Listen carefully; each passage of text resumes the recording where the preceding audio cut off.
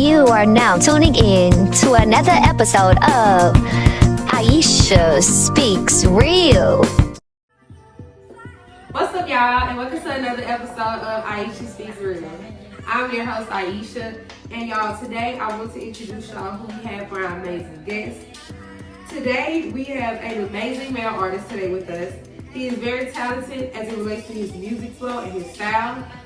Also, starting up in his early career around 2022, this amazing artist, excuse me, hold up, y'all. He started his career. This amazing artist, I'm sorry, y'all, this amazing artist started out in 2022, chasing endeavor north with a total of 8 singles and EPs. And now, as he has first launched, as well as he just launched, not first launch, y'all, as he has just launched his newest EP called All for Nothing.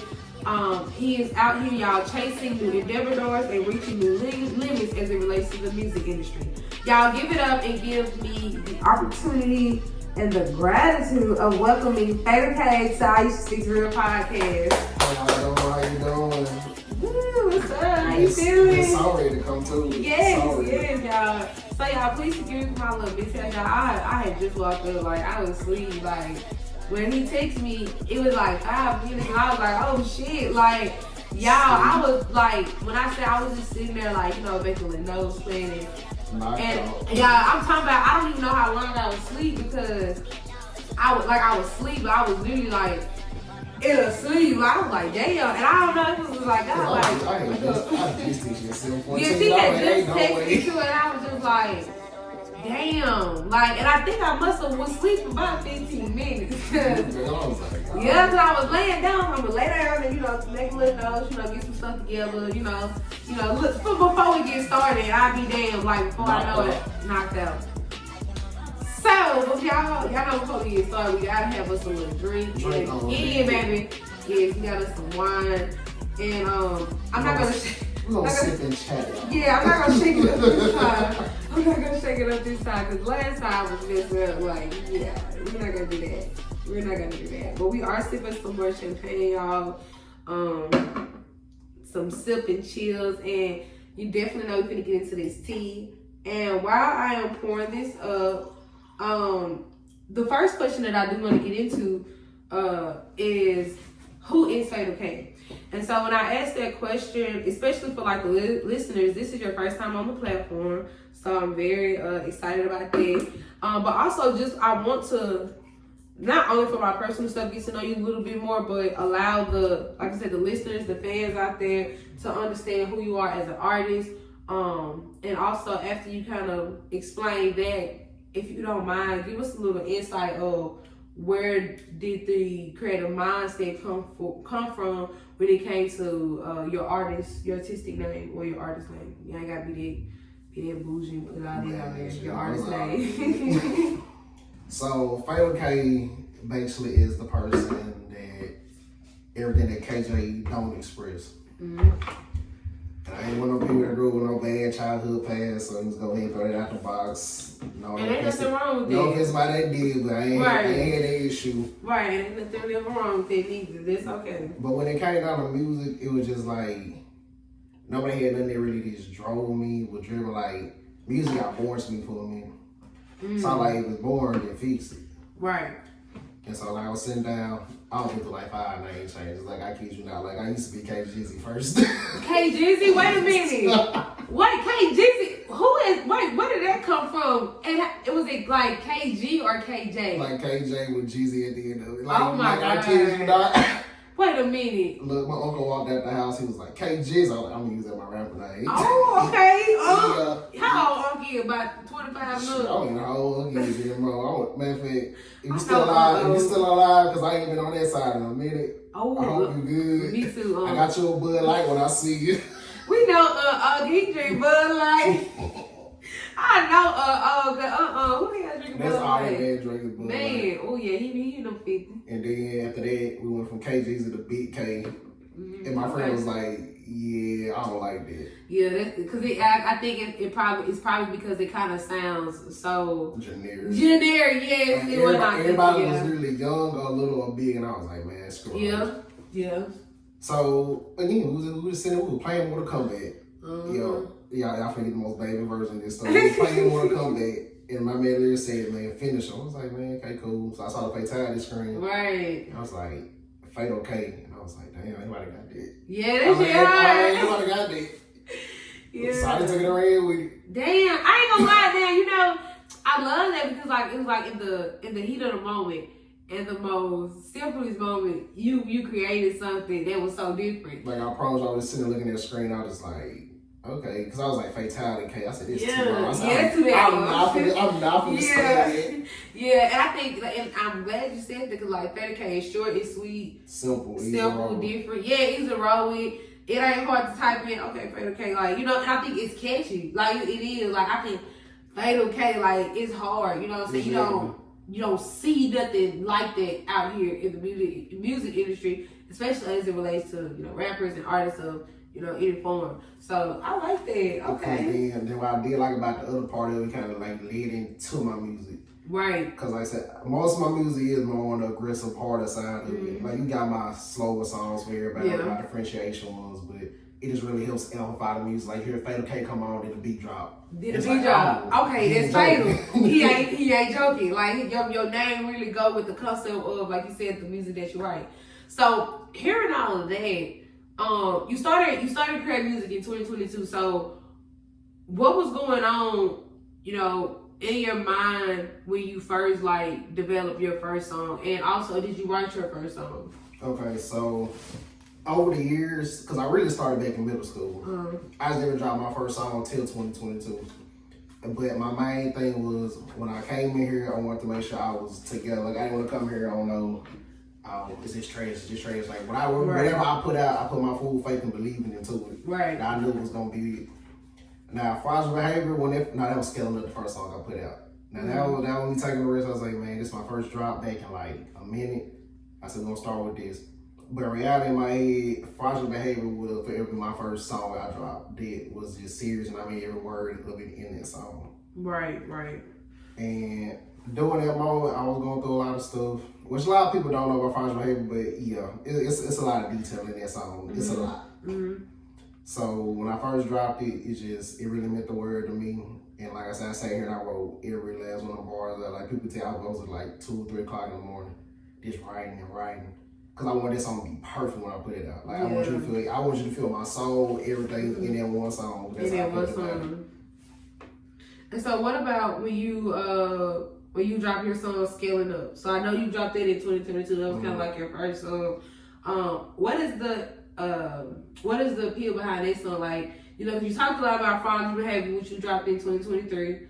But Scaling Up, was then like, this is like a test run, just to see like, testing the waters, just to like how people vibe with the music, or even how you vibe with your own music. So I was still finding myself right there, but I kid you not, we wrote that song in like under a week. I wrote my verse one day. I sent my homie the beat the next day. He had his verse that Friday, and we went to his house and recorded it Saturday. Wow, and a whole week I made a song. Like, I was in this man's closet, polo coat to the mic. Because we had like nothing above that. So it was straight polo coat to the mic, we just rapping this stuff. Damn. But so did he know how to produce and things too? So like me and him both been like doing like our own home stuff at that point. So me and him just finally linked up and was like, we're gonna do a song together. And we had another song called Side to Side. They didn't get dropped yet, but that thing was different. Yeah. But I went in here and dropped this one because I was like, if I want to start somewhere, I need to just put something out there. Something out there. Like, okay, this is me. This is what I'm finna come for. So I was like, that was just like the starting ground. That was the catalyst of all of it, really. So when it came to you trying to find your audience, create a fan base, like what did that look like for you? And when you talk about what it looked like, also kind of go into, do you feel like it made you or break you? Because we know, like, especially being a new artist, starting up, you already got to find your confidence, right. And then when you find it, you have to do it. When you do it, now it's like, okay, I'm looking for my fan base. I'm looking for that audience. Are they there? Or are they not there? Right. So what did that look like? And then talk about, whether if it was good or bad, did that motivate you to keep going? Like, even if it was good or bad, or did it make you like, you know what, I don't want to do it anymore? Especially if you had a negative impact from it, you know what I'm saying? Or I don't want to say negative, but an impact that you wasn't expecting, or the impact that you didn't see that was that was flawless, yeah, in your eyes. Okay. So like when it comes down like to any other songs, like no matter how much I drop, I get butterflies in my stomach every drop. You know, it does not get easier no matter how many songs I put out. And as far as looking for the fan base go, the hardest part was figuring out what do people actually like in music nowadays. Yeah, what they want to hear. Because even though I'm this type of artist, I love lyricism music. Like lyricism is like my favorite thing in music overall. So I knew where my fan base was gonna be. It was gonna be in that field. But again, that's not just a popular category in music. Right. So it was a little harder to approach that side of it. So when I dropped Scaling Up, it was like, okay, you know, we got 200 views on YouTube, you know, we was doing this thing. It wasn't crazy. But then like that next year of Project Behavior, it was like, okay, I'm gonna put all my lyricism to this and see how people react to it. Right. Everybody love that song. Like that was one of my most like biggest ones for a while. To this day still is. Like people be like, oh, Perform Project Behavior. That song don't got no hook, bro. I'm tired about me to with this song. It's a 3.5-minute song. I'm tired. Yeah. Like look, I can't keep going, brother. Gotta slow down. God damn. Gotta take a break. Yeah. And then after that I dropped Bigger and Better because like I was kind of moving on to Bigger and Better thing. And then to round it off was Stamped It for that year. And what really taught me was it was like, I don't gotta be stuck in just, oh, I gotta do my music like this. Cause everybody had a different reaction for every song. Right. So then that's when I kind of made like a little cycle chart of you're gonna have your ghetto music here, you're gonna have your lyrical music here, you're gonna have your more me on my emotional side in this special. And I just keep it rotating back and forth. So it kind of helps me with my fan base. So I say, you never know who you're gonna meet. Right. You never know who's listening to it. Exactly. So I'd rather have a differentiation than just, oh, this man don't do no rap about this ghetto shit, man. Right. He ain't trying to do nothing else. Or oh, this man just rap about this. He just got one sound and one genre that he gonna stick to. He's not versatile. Like I love walking to a party, doing business for bitches, and then pulling out soul ties niggas. It's like, it'd be like the perfect, like, oh, what? Oh, he switched it up. Oh, he can do that. Or just vice versa. Like, I go from soul ties to business for bitches. It's just like, damn, and then that'd be the killer part when you go from slow to fast. Like, they be like, whoa. Expect this thing up. They're like, but what is this man doing? But it just, the reaction I got from it was always thankful reactions. Yeah. Of course, you gotta show people like, oh, you know, this could be better. But overall, the overall was a good positive reaction. So that's what kept me going through everything. That's what's up. And it's crazy because you kind of led into my next question of how do you like involve your interest into your music, especially, you know, of course, as an artist. And I say this so much, and I feel like a lot of artists don't have an opportunity to speak on this. Because, in my opinion, I feel like so many artists, even like in the big music industry, so many artists really do what's best for others instead of what's best for them. Exactly. You know, meaning like, for example, just to talk about, and this is a true fact. You can actually go watch the interview. Cardi B did an interview with, I think it was Hi My Name. Oh Lord, I'm about to say her podcast so wrong. But I'm actually gonna drop the link in this video. But she did a podcast with a young lady. She has a radio show, and on that podcast, y'all, she was just talking about how, as an artist, you know, it's not that she doesn't want to make that kind of music like the music she makes, but she would rather maybe talk about other things, you know, instead of always talking about ass shaking and, you know, pussy and, you know, all the vulgar things that we want to hear in our music. But like she stated in that interview was that these are the things that people want to hear, because at the end of the day, she has a family feed. She loves music. She loves to do music regardless. And it would hurt her if she didn't give people what they wanted. You know, and so my next question was going to be, do you feel like you value giving people what they want? Because you may not be 100% in it for the type of music that you make, or do you feel like it's an opportunity to be different and you get to still be yourself in your music? Because like I said, I'm not going to say she doesn't feel like she isn't herself, but there's a piece of her that feels like I'm giving more to others that I really want to give to myself. Because me, I might want to write a love song, but I'm kind of nervous too because people don't see me as writing love songs. You know what I'm saying? So as you being an artist and as you continue to grow, like, how do you see yourself, playing in the fields of the music industry as it relates to your audience seeing you in your music? So when it comes to that, when I'm watching that podcast, I know exactly how she feel.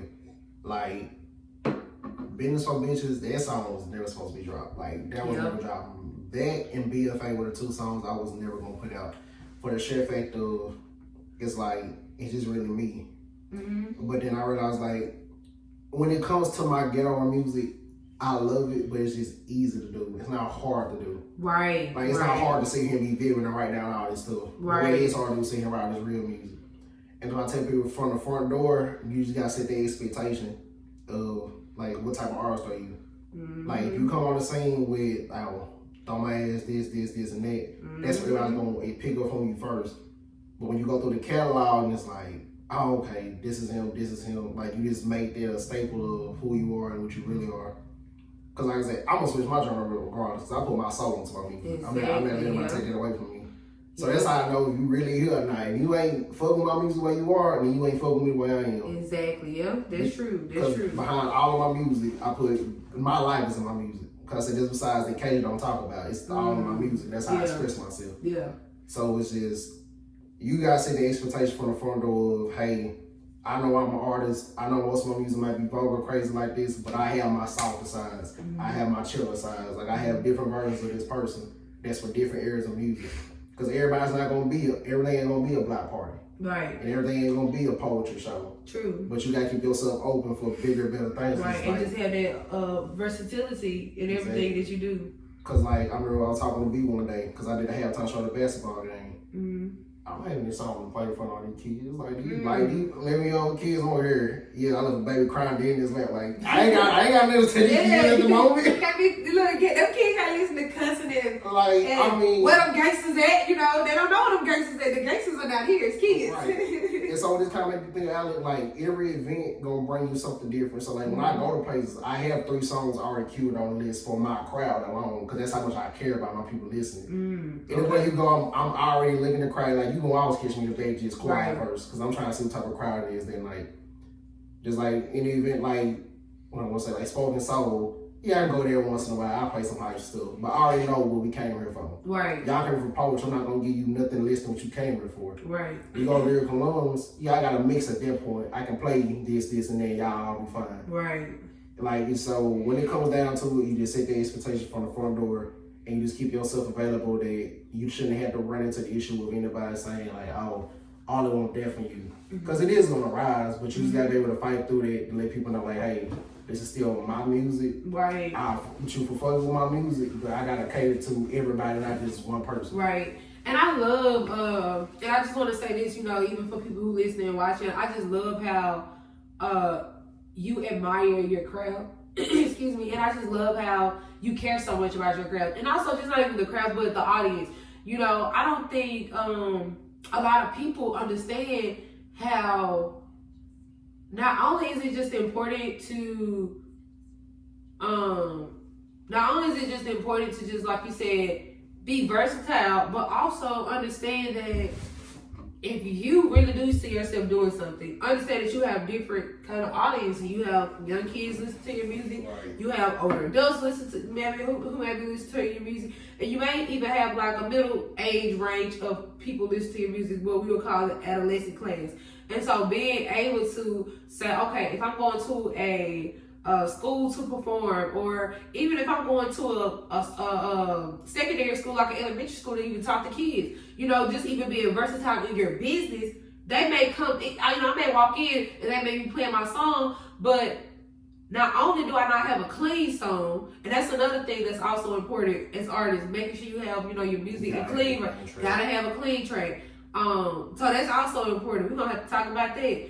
But also the fact of just having music that young people can listen to without the fact of it being so negative to the ears, because they're so innocent. You don't want to be that person walking in their room and they're like, okay, what's going on. What's going on? Like he really don't care. You know what I'm saying? Especially with you coming up in this industry. Exactly, because like I said, it's just like me and I'm a baby. Like you hear that song come on, it don't matter what crowd you in, everybody lead to it. Yep. But you just gotta think about like your biggest audience is gonna be from younger folks, no matter what generation you in. Your youngest audience is always gonna be your biggest audience. Yep. But you also gotta think about like, oh, they have parents too. And I think on the double end, how do I get your kids' attention? How do I get your attention at the same time? Yeah. Because it's like, okay, your kids like me, but do your parents like me? Even though some people are like, oh, my kids and my parents should be listening to the same type of music. But that's why you had the differentiation part of being different of, okay, he a cool artist. I respect what he do. Because most of the time, as adults, you respect a person's personality way more than just saying, oh, I want you to listen to that. But once you actually look into the person, it's like, oh, he does stuff for the community. Yeah. He does this, he does when this. people see your profile, it's like, okay, I really see he's doing things out here. He has a positive perspective for young people to look at. You know, he may cuss and he may talk about this in his music. He may even have, you know, a concept of shooting, you know, something in his music. But when you look into his real life, he's not doing drugs. He's not out here actually killing people. He doesn't have no charges. He's not in jail. He's an actually wholesome young man. And so, like you said, especially for that older generation, I'm like, okay, let me check him out. Exactly. Because I think that's the difference. I'm so glad you said that between older people and younger people. Younger people, they listen for a beat and they listen for a sound and how they can get attracted to it. It's for them, it's like more of a energizer drink. Exactly. And like for older people, it's like, who are you? Because now I'm at a level of maturity. I want to understand who this person is before I invite them into my you know, listening space. Yes, that's my listening space. That's how they literally go with their music. They knew they artists. They literally will go crazy for their artists. Yep. You think Michael Jackson ain't had to fend for that many days? No, they for did real. Not care about him? No, for real. Like seriously, yeah, that's true. That's really my issue now. Is like nobody has that class in this state of music no more. I can't sit here and name you one classic from 2014 to now. Like I said, when Kendrick Lamar was talking in that last song, he was like, "You don't have a classic," and I realized I said, literally, nobody has a classic album. Like you cannot name one artist like that's gonna forever be an album. That's gonna forever be an album. Yeah, like Tupac, Biggie, Eminem, all them, they gonna get forever through this. Yep. Because all those are lyric classics. Those are burnt into everybody's head. It doesn't get old. Yes.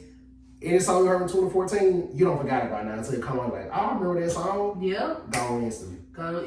Yep. So you really want that attention rate that comes with your music, baby. That's what I said for the old to the young audience. You want that attention rate that no matter how far it go, somebody's gonna remember it, no matter what event you come up in. Right. And so really quick, y'all, I wanted to go ahead and announce y'all what what interview you did. So it was the interview with Angela Yee. I'm sure you all probably heard, but if you haven't, Angela Yee is an amazing podcast, also a radio host. And that is the podcast that she did with Cardi B, and that's where they had that discussion. And that's where she also had a segment where she talked about how she felt in her music. But the next thing that I want to lead into, y'all, we are about to get into our hot topic of today's podcast. And so we've been talking a lot about the style of music, the purpose of you writing, the versatility of your music. I want to ask, because you did talk about how you love to be like, well, not to be, but the lyricism. Y'all, I can't talk that good on country. But lyricism. Yes, it look like tongue is tired, y'all. But the lyricism. I promise. But do you see yourself as being classified in a genre of gangsta rap? And now, before you answer, I want to give a quick, detailed definition and a little bit background about this genre of music. And so, gangsta rap is a form of hip-hop music that became the genre's dominant style in the 1990s, a reflection and product of the often violent lifestyle of American inner cities afflicted with poverty, and the dangers of drug use and drug dealing. The romanticization of the outlaw at the center of much of the gangster rap appealed to be rebellious, as well as certain tendencies, as well as those who had firsthand experiences of the harsh realities of the ghetto. And so, just a little bit background about gangster rap. because like I said, we know that it started around the 1980s. So gangsta rap first came to prominence on the East Coast, and a few artists that kind of brought this music to life was Schoolie D of Philadelphia. He presented graphic tales of gangs and violence such as PSK, What Does It Mean? And also other artists like KRS. And KRS offered a hard-hitting depiction of crack cocaine-related crime on Criminal Minded, and that was around 1987. And then also in Oakland, we have an artist, if you all listen to a lot of old school rap, you would know Too Short. Too Short had become a major regional force in his profane and sexually explicit music. And also NWA, Ice Cube. You know, he was also a part of a major group that took place out there in Oakland. And, you know, they also had a lot of explicit music. And this area was primarily in, like, the East Coast area.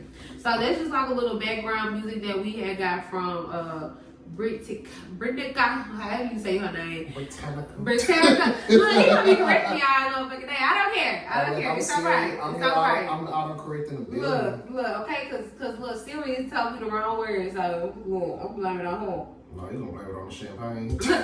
Blame it on Come on. Blame it on alcohol. So that is a little bit about the art and culture of gangsta rap. So the big question of today, after we've done our little quick hot topics and a little background history on gangsta rap, do you feel like that is your classification of music? To a certain extent, yes, and then the other half, no. Mm-hmm. Now, some of my biggest inspirations have come from back then, especially like with NWA, Tupac, Big, and all them. I do take my influence from them. Because like I said, my favorite artist right now would be like a T Grizzly, like I said, a T Grizzly style. I like T Grizzly style of his music. Like, that's my number one artist, my playlist every time. Okay. So, how they rap, like I said, it's the aggressiveness, but the lyricism with it together. Now, I ain't even gonna say never, fall into what they used to do back then, because they went through way much more than I did. Yeah. So I can't speak on nothing they went through. That's why their music hit different, because they saw this every day. They lived this life every day. Right. But at the same time, my life, I say, went to the extent. I seen it, I heard it, but I wasn't deep in it. Yeah. Like, I have people that have been locked up before. I ain't got nobody dead, which I thank God for every day. Yeah. But it's just, living that lifestyle is crazy. Like, it is. I know I ain't never gonna do it, because I have so much going on right now. Yeah. But for my people that are, I would say that's why I'm talking about, I care for my fans. The people out here are living that lifestyle. Yeah. So every now and then, that music is their piece. Mm-hmm. It's like some people, it's just like the young boy fit. Half y'all won't do none of this stuff. Right. So y'all gonna pop on the scene. No, for real. Everybody here skinny jean, everybody here tatted up, dreaded it don't matter. Yeah. You know, I tell people, it's like, this is a personification of your artist. Mm-hmm. Like, you can be a whole different person, but how you shape your influence around it, that's what really helps it out a lot. Yeah. So I follow into a little bit, because like I said, I use my influence what I can to get back to my community, because that's what they used to do with their music back then was, I'm a rap about artist, I'm bringing it to the forelight. I'm gonna let y'all know what it's really like to live this life. Mm-hmm. But with the influence I have, every artist now, you see them, I'm doing this for my community, I'm doing this for my community, I'm fixing this part of my community. Because they don't build that up, because what destroyed them back then, they took it, turned it to positive, and now they bringing it back to break a better future for the rest of the kids and the rest of the generation that's coming out of there. Right. So that's why I see myself with my music, is like, I'm gonna keep building. But where's KJ every time is an event? I make everybody's event. Mm-hmm. I get out of work at 7 o'clock and still on everybody's event. Because I care about being there for that movement and that positivity. Yeah, yeah. And I'm glad you talked a lot about that, because I really want to ask, like, how do you see yourself influencing your audience and other people in the community around the world? Because I know, like you said, it's important to be there, you know, show up at these events, but when you look at Fatal K, and I feel like every artist is their own brand, what is your brand offering to people? Like, what is that influence look like? Because you already stated that you don't see yourself ever being in the field of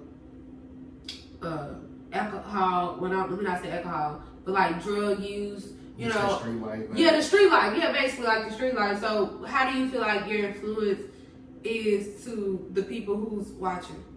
So, like with me, I've always been a person on. You always got to care how you look.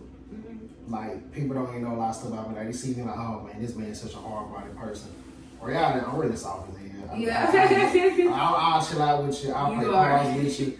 Yeah, people, I still play Yu-Gi-Oh here and there. Yeah. Like, so I'm a big head nerd. Yeah. Come on, everybody can tell you that. That's why I say it's a personification. So when I want people to know, it's like you can be yourself no matter what you put it into. Like I say, I make this Fatal Case's own person, but at the end of the day, I didn't took myself out of it to be Fatal Case. Yeah. It's like this personification of stuff that KJ won't do and can never do, but I still love it because like I said, the music I listen to calm me down is more ghetto type music like that. Like it really calms my nerves down.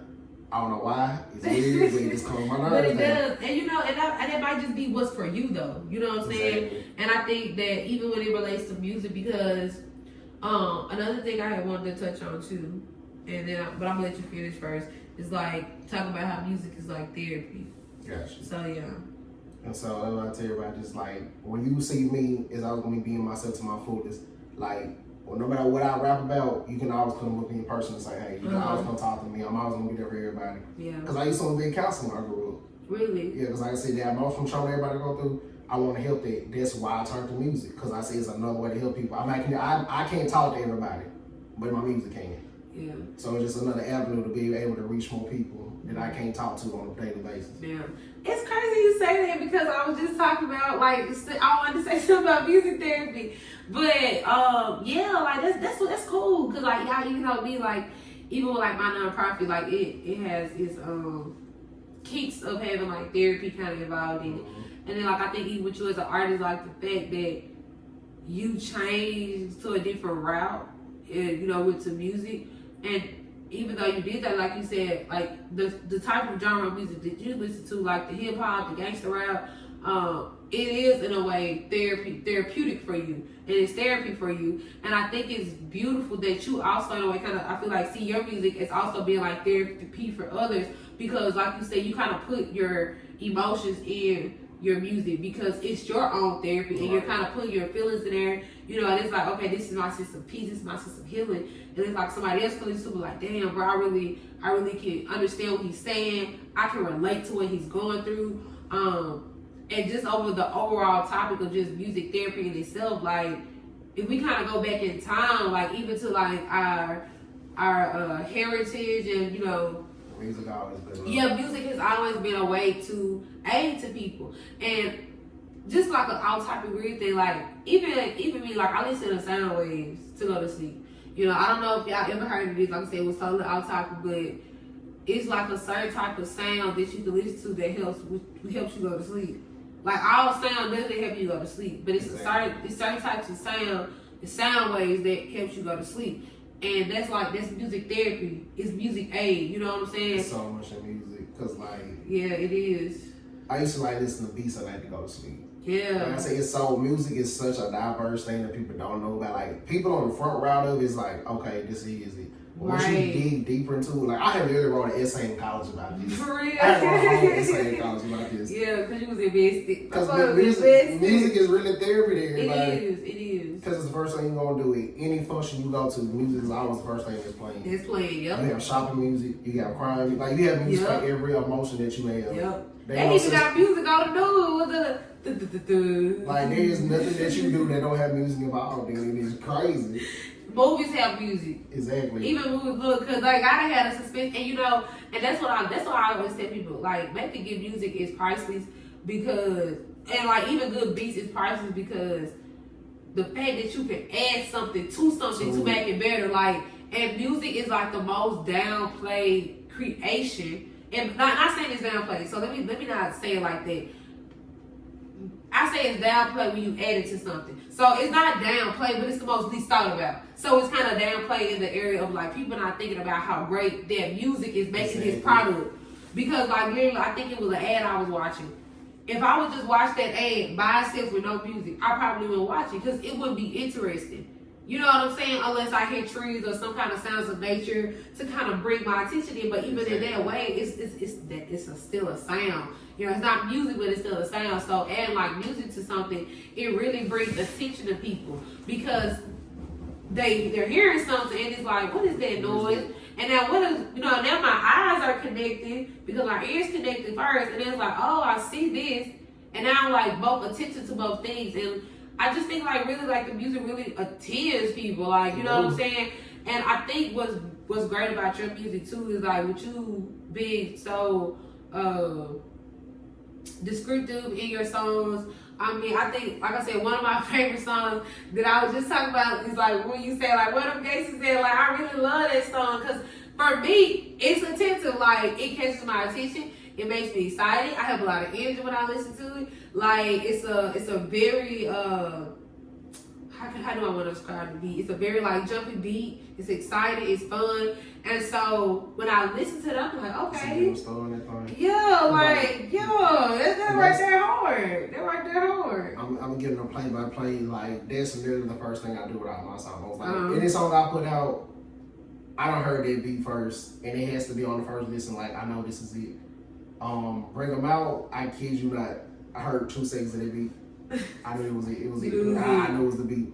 Cause like you said, it's attentive. Like it's a certain sound you look for, and that's what in my songs. Like when I hear it, I'm like, how everybody's perceiving this. Cause I go through thousands of beats. Five one beat. So every song that you put out is lucky. Cause it's like I don't been through hundreds of beats just to get to here. Right. Do you write your music first before you find your beat?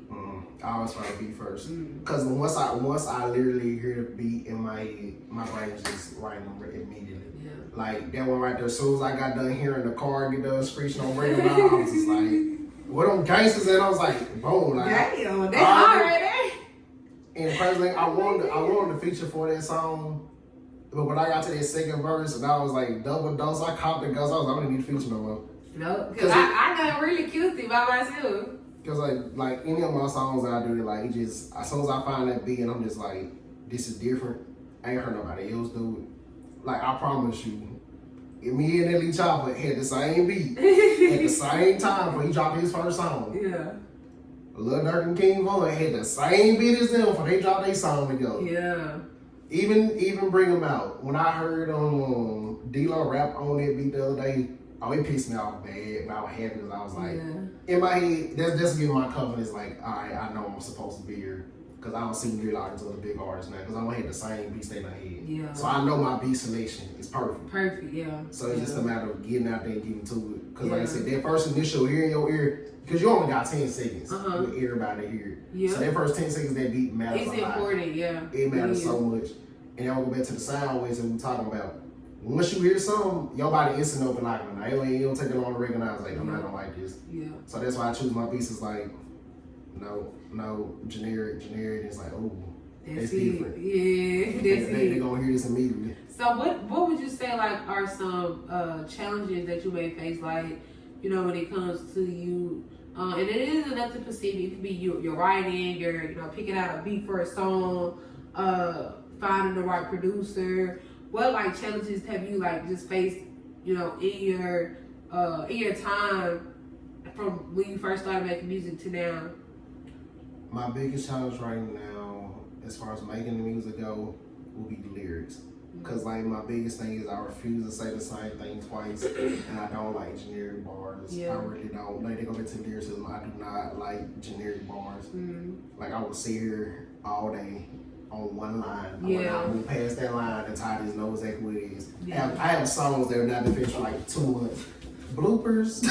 Right, bloopers, cause what the fuck? Goddamn. Like I have songs that are from like 2 months ago. They're not even done yet. For real. Just cause you couldn't get the right lyric. And like most people, all this writer's block, like I don't have writer's block. It's just I dead ass do not like using the same lyrics twice.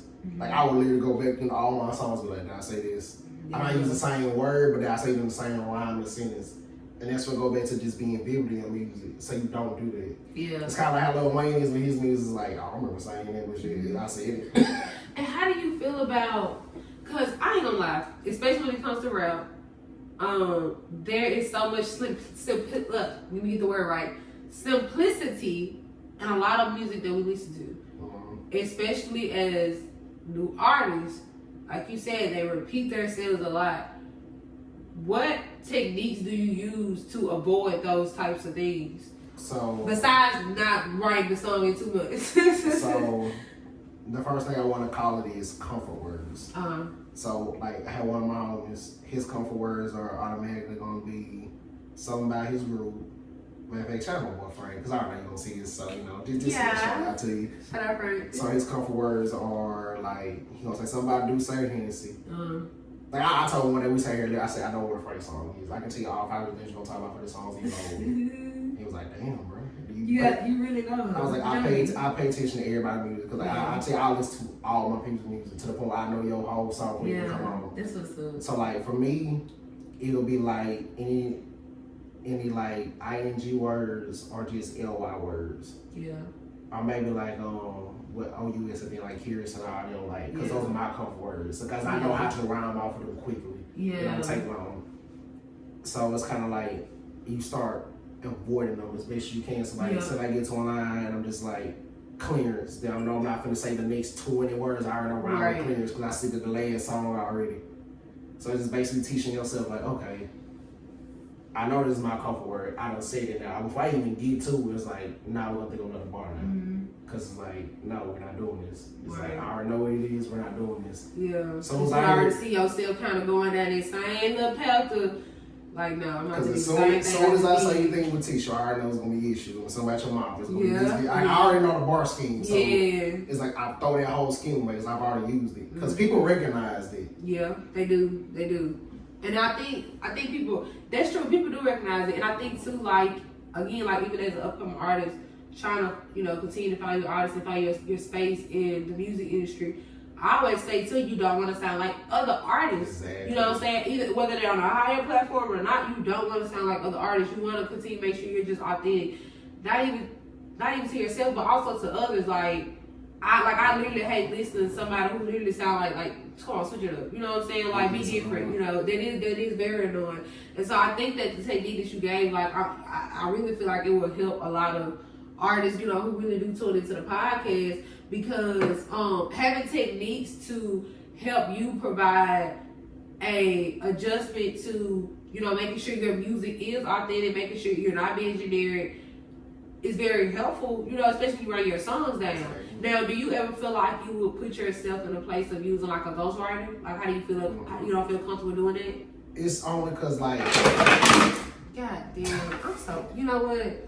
I'm sick of this shit. Y'all getting it wrong. Look, okay, like it don't want everybody, but it's okay. We can go lay it down because I ain't got time. Like I told her, when I told my friends, like I'm not using a ghostwriter for nothing because that defeats the purpose of being an artist to me. Yeah. And I get it why people do it because it's like some folks they don't have that artist appearance, don't have that artist voice.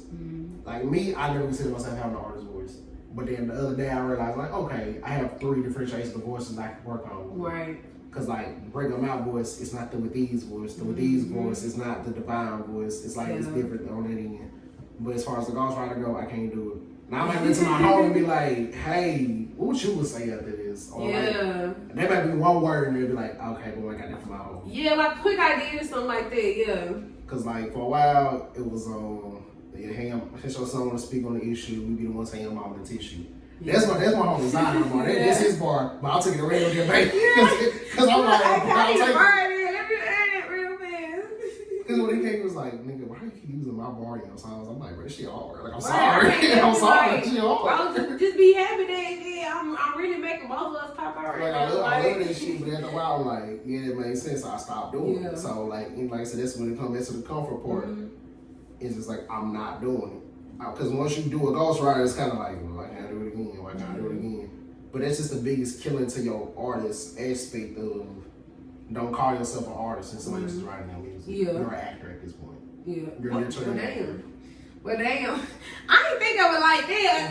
You're literally an actor because what do actors do? Here's your script. True. And they read it out, Here's your own lyrics. So do you feel like in your opinion that even like a lot of these big celebrities, like them using ghostwriters, like their actors, like their music isn't authentic. Because at that point your label runs you. You don't run yourself nowhere. Your label runs everything you do. Yeah. And that's why some of them get out of their labels because it's like it's not me no more. Like Cardi B said, like I don't like doing this, but this is what makes my money. But where's her money come through? Her label. Yep. So what's her label need for her to make my music like this? And it's a constant cycle of you losing yourself.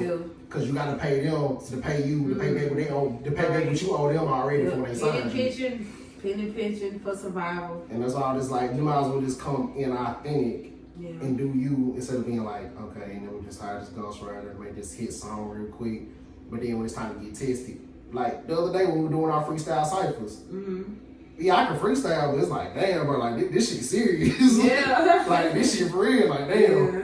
And you notice that like you get caught up in your words because it's like, damn, I don't know how to go off the dome quick like that. Because I'm so patient and sitting down and just writing. Yeah.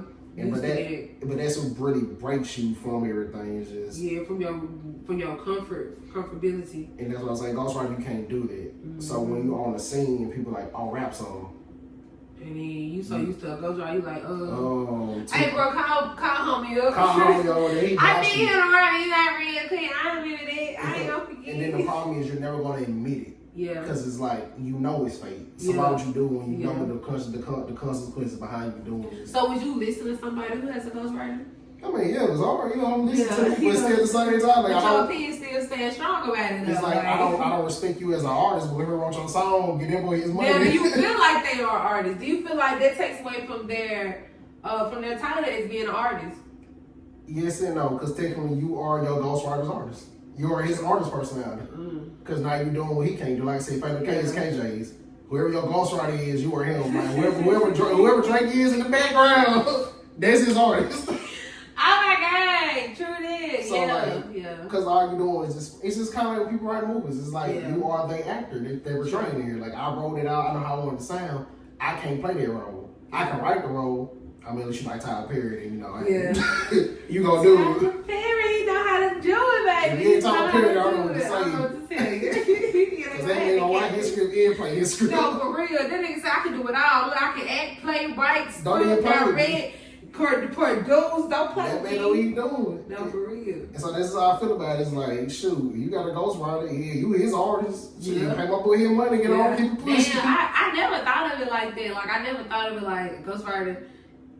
You are actually somebody's boss's, like, you know what I'm saying? Like, you really over there because, like, you did all the work. Like, all they did was put some voice to it and had somebody that put a beat to it, you know, edit that beat, you know. Like, I kid you not, like, you can just, like, you walk on the scene and someone's about, like, oh, yeah, I'm his ghostwriter. It's like, damn. It take away all the real, God, because I ain't gonna lie, that's true. I feel like when somebody tell you that, it makes me think like, damn, this nigga really did write this shit. Because like with actors, it's cool because we know it's a script. Right, we know it's a script. But with music, you can't. You expect people to really come. Yeah, you expect somebody to be like, okay, we want to know what's coming from your soul, like exactly. Yeah, the passion and the grit of it all. Like this must really be what you going on, but then you find out like, damn. Is this they pain? Like, and you just talk about it so good, like shit. You went through that shit, like damn.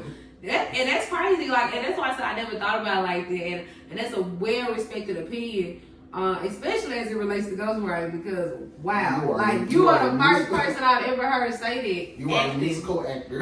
Musical actor. You know what? That should be a thing. That's your new profession. No, that should be a thing. Musical. Look, I'm applying for a musician actor. The label should now add this. Just give me this. I got you. Okay, they should now add this to their goddamn services. We looking for a musician who can act. That's all I need. All you need is you just need you a good ghostwriter. You got a voice, and we got you. We got you the clothes, the chain. Just you got the voice. That's all you need. All you need is the voice. We don't need you to come with nothing else. Nothing else with a voice. But y'all a musical actor. Don't put that on the story. Man, that's on the story. Like no, for real. That's on the story. Like I like that. So another question I really wanted to get into, because of course, like y'all know, this season is all about getting into the tea, and you know, I know that you did talk about like you not having a hard life. How do you feel like, you know, as you continue to grow in your music, what challenges, like, and not even just related to music, but even in life, what challenges do you feel like you expect to come about, you know what I'm saying? Or what things are you expected to even embrace? You know, like not even just challenges, but what things are you expected to embrace, you know, as you continue to grow in your life? And also, like I said, as it relates to your music, but not just your music. Gotcha. So, I guess in challenges, it'd just be like personification as I go forward. Because it's like I said, it's a thin line that I walk on my own. Yeah. Because it's like, you see KJ, you already know who I am behind the scenes, behind all the music. Somebody else see it, what do you think about me already? Yeah. So it's just, that's a thought you gotta keep in your head, because it's like my coach told me, he was like, hell, I see you. Shit, this business for bitches, nigga. Like, shit, this nigga don't give a fuck. Yeah. When another motherfucker like, oh, this all time, this nigga care. And it's just like when you cross-brand yourself, like, I do car detailing. I don't tell people I'm an artist, not detail cars. Because it's like you kill your credibility from every aspect. It's like my professional job is like, I can't mix that together. Because it's like, oh, shit, you want to sell me this shit, you want to rapper. Right, Like, you walk in the store like, oh, how you doing? Welcome here. And then you go out and get some music. It's like, oh. Okay, you rapping stuff, huh? So it's just that challenge of just trying to be yourself, mixing both your lives, mixing your life together, but making the perfect balance. That's and it's stressful sometimes. It really is. Like, because you want to connect to people, but sometimes you feel like you really can't. It's hard. Like that's really my biggest challenge is just maintaining like my balance of life. Of I do music. I also have a professional job that I can't risk because, like I said, this is my main payment. Yeah. This pays for this and this pays for that. Right. So it's kind of like it's hard to keep that together. But like most people, they respect it once they hear it and know it. It's like, okay, I respect it. But if you don't know me as the artist yet, it's kind of like, if you don't know me like me yet, then the artist, it's kind of like weird. Yeah. Or any vice versa, which way it go. So it really makes that struggle just trying to stay on that clear path and just be like, okay, this is who I am. This is personification. Don't see me as their person unless I'm in these shady clothes. Because once I go home tonight, no, it's over with. I promise you, I leave that show, I'm at Whataburger, acting a fool, the folks here. They already know what it is. They already know what it is. And so now, the last question I want to get into before we do close out on the podcast is, you just dropped your new EP, All or Nothing. Tell us, like, first, like, just off the real, how did that make you feel? And also, like, what are you expecting after this EP? Like, what's next for Pay to Pay? Like, what's next for the brand? Because, like, you also got a clothing line, too, right? So we did talk about that, but quickly just kind of like talk about how did the EP make you feel after dropping it, what's next after, and dabble a little bit into the clothing line, because I always want to show love and support to everybody who's on the podcast, especially all their business and endeavors. So I'm going to give you the floor and let you speak to the audience about that. For All or Nothing, I'm very excited for it to be out right now. That is like my pinnacle baby, because it's like all my flows together. Yeah. And like I said, took a chance on the vibe. That's the first time I did a song like that, but everything else is just, that's all my flows in one. You got from ghetto to ghetto, literally. And then one EP, you got ghetto, lyrical, everything you need in one. Yeah. So I really love it. So I don't want everybody to understand, like, hey, if the whole is a song that you love, that you can vibe with, that you can balance to. And as far as what's next, I'm diving more into like the emotional side of music, because like I said, I'm not a very just sad person. I don't really have this sad emotion because I try to keep myself hyped all the time. And you are very. And so the next little stuff is gonna be more on my soul and like extra stuff that I actually feel that you're gonna be able to understand. Like, okay, like that, that's KJ for real. Like, and are you looking forward to like doing that in the EP or singles? Okay. So like right now I got 2 people lined up because I gotta get my girl Britt and my shout out to Britt and my boy Toshigi, Love Toe. Shout out to rolling off on that end. And as far as the clothes line go, it's really a pause on our stuff. But like, even though it's not official, but my official brands, if I must say, will have to be my boy RTM.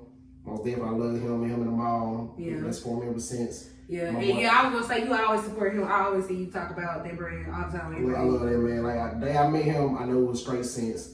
Next to me, my boy Jalen, that's from Ranger. I really love his movement and his passion when he go with his clothes. So like this, them 2 out the rip, they will always be my first choice of just want to put my outfit on. Yeah. Like I'm matching everything they fit already. No, for real. Cause I'm waiting on my short set to come in the mail and we go beat to the end, my boy. What a closet. I really want my clothes, bro. Cause if you got all just say that, like, who cares? I don't even know who bought them things. Because I know UPS bought the first UPS, okay. But I love you, fam. I love you, bro. We gonna get it straight. Because I'm ready to rock my outfit. Because everybody look good in their outfits. Yeah, but you stay away. And then for the beanies, we is the motion. Okay. Shout out to my boy Dalvin from Jackson State, bro. Shout out to we is the motion. Because we is the motion, bro. I love it. I'm ready for it to be cold again. For real. I love the beanie. Okay, yeah, we definitely got to talk about that because y'all know I love a good young. But them are the 3 official brands of Fatal K. So y'all ain't rocking their brands. I don't know what y'all doing. We don't know what y'all doing if you ain't rocking their brands. Like, this ain't. You know, I ain't got it on right now. I'm sorry. But it's okay though, because we had business to handle before this, so just understand. Y'all next time, you know, we're going to be not bad. Just know. Style. Just know we'll be here next time. This the last minute outfit in the truck. Hey, look, this last minute outfit, look. Hey, we had to put something together. You know what I'm saying? Real quick. I was just saying. I ain't had time to go on. This is in the truck. No, for real, baby. We had to do what we had to do. Okay. Y'all heard me slacking early because it can't even get my words. I can't even tolerate. Like, Jesus. Look, I ain't even got my chain on today. I ain't even got my chain. Wear that chain. Oh, man. That's so true. Y'all, you be dressed up. I left my chain down. That's how I know yeah, it's he's a good kid. It's on my door, my closet door, looking good in the sun. I'm mad. And you know where it's at too. I know I thought I grabbed it there, boy. It's right there. It's really right there on the closet door under my blue hat. Yeah. Rushing in a rush. Oh my God. So that's so amazing. I just want to say I am so proud of you for all the things you're doing. Something new that I'm gonna start doing on the podcast. Look, don't talk about me because this is like a DIY. The next time you come back, you're gonna have a new one and it's gonna look so good. But until then, I'm gonna be gifting him y'all with a gift. Yeah, so the podcast is versatile as well. Of course, y'all know we always drink wine. The wine is like always gonna be over everything. But of course, there's gonna be like some chill days, cozy days where we gonna be drinking tea. Now, my guests want to drink wine, hey, that's fine. If not, hey, let's get a tea and let's talk about it, okay? But I made you this cute little cup. Now, you know, you can use this for decoration, you can drink in it. But it was like a DIY style, y'all. I'm gonna let y'all see it. So the listeners, make sure y'all go tune into the podcast on YouTube at iShowSpeaks so you can look at it. But yeah, it's just a thank you and a little appreciation for you. Just, I just want you to look at it. So next time y'all see me in here, y'all, we spilling tea. Yeah, we spilling tea, y'all. I got something to say about all that. We gonna be talking about a little stuff, you know. But today we have to get into this. I'm not gonna hear all y'all out. I'm hearing most of y'all out. Yeah, but that's what I want to get you. You just put it back in the bag. Yeah, that's just to show a little appreciation for you coming on the show. Like, I really appreciate you for being here, being in this space with me. And again, like I said, I'm proud of you. I'm excited for what you have next. I'm excited to hear this upcoming album whenever you do drop it, because I love to hear the versatility of your sound. Y'all, this guy is an amazing artist. You can go stream his music on Apple Music, Spotify, YouTube, and then like talk about some other platforms that your music is on. Audio Mag, YouTube Music. All the main players. Yeah, all the main players. We beefing with Apple right now. Yeah, we beefing with Apple. Apple is tripping. Put my EP on up. But when his EP gets out, I will release it on my YouTube channel and I will post it on my social media so you all can like actually go listen to it. I know a lot of people are like Apple Music bound, and you know everybody doesn't use Apple Music, so that's also a good thing. But for the people who do listen to Apple Music, when his music drops on there, I'm gonna be like, hey, let me know now. It's a week later. What's going on? Because I want y'all to tune in. Like, for he's an amazing artist. Well, shout out to my SoundCloud and my Spotify people. I love y'all to deal. I love y'all. Y'all rocking out. To my Apple Music folks, I'm gonna have y'all some. There's no we beefing through the distribution. Fuck you. Yeah, because I paid my money for those songs to get dropped on there. And y'all feel like... Nobody said no, that was $100 extra to drop this. $100 extra? Oh, they would have had 100 extra ass whoopers. Yeah, because that dope shit ain't cheap. That shit ain't cheap at all. I already know that shit ain't cheap. Look, I be telling folks, like, look, baby, investments. This is an investment. Like, you don't understand. For real. But... y'all, that is If I Speaks Real. Thank y'all again for tuning in. We love y'all. We have another episode coming next week, so make sure you tune in. I Speak Real is dropping every Thursday, y'all, at 9 p.m. Central Time. Yo. You can listen to the podcast on Spotify, Apple Podcasts, Google Podcasts, Anchor, currently, or any other podcast listening audio platform. And definitely make sure you go ahead and subscribe to the YouTube channel. Y'all, that's it for today. Make sure y'all go support my boy. Y'all better listen, or we beefing. I will find you. I won't kill you, but I will find you. We fight. We drag you through the curb. And we out. Bye.